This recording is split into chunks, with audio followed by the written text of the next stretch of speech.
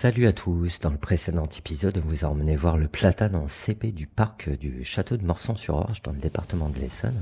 Donc on reste dans ce département, hein, en Essonne, et on reste aussi sur le thème des arbres en cépé. Et on va voir un coin un peu reculé du département, hein, au fond du bois de Boissière, situé au bord de la commune des Granges-le-Roi, pour voir le chêne des Six Frères. Alors il s'agit d'un chêne rouvre, hein, d'une circonférence de 6,70 m, donc une circonférence vraiment honorable, hein, et qui a la particularité assez rare de se diviser en 6 troncs, d'où son nom de chêne des Six Frères.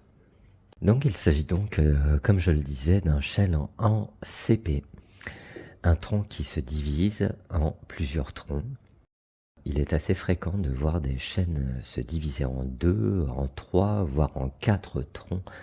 Mais un chêne de 6 fûts, c'est extrêmement rare en fait, hein. Les divisions qui sont jolies à voir ont par contre tendance à fragiliser les arbres. Généralement, un arbre qui se divise en plusieurs troncs est un petit peu plus fragile que celui qui a un seul tronc, hein. Donc cette division-là a dû se faire dans le sens des vents dominants, et ce chêne devait avoir de toute façon une nature très robuste, hein.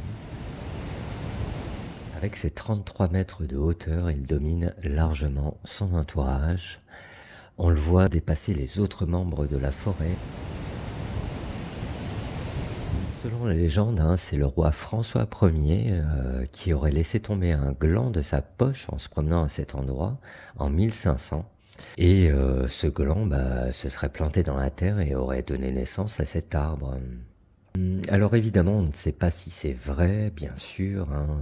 Et toujours est-il que dans un ouvrage sur Dourdan daté de 1624, ça fait pile 400 ans, eh bien on en fait allusion à cet arbre, hein. Donc il a au moins 400 ans.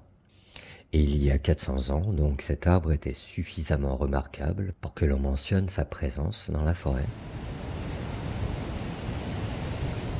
Au centre de ces 6 troncs, hein, il y a une cavité remplie d'eau bénite, apparemment. Le trop-plein d'eau s'écoule le long du tronc, laissant une traînée noire sur l'écorce. Une fois par mois, à une certaine époque, hein, jusqu'au début du XXe siècle, des pèlerins se rendaient au pied de ce chêne et fabriquaient à cette occasion des croix de bois qu'ils clouaient sur chacun des 6 troncs. Il y a même une vierge à une époque, hein, qui a été fixée entre ses branches apparemment. Donc cet arbre a depuis longtemps imposé le respect, hein.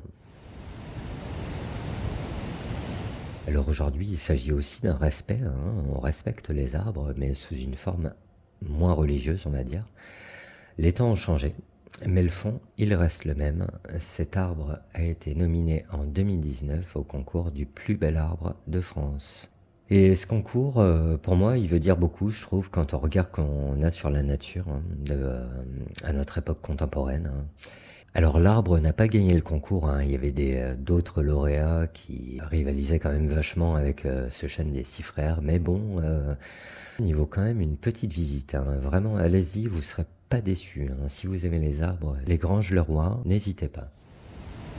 Et bien voilà, c'est tout pour aujourd'hui. La prochaine fois, je vous emmène faire un tour dans le Tarn, et précisément à Sorèze, pour voir le hêtre multicentenaire de Saint-James ou Saint-James, je ne sais pas trop comment les gens là-bas prononcent, et qui fut un des 3 lauréats du concours de l'arbre de l'année 2019, auquel ce magnifique chêne que nous venons voir, le chêne des Six Frères, s'était présenté.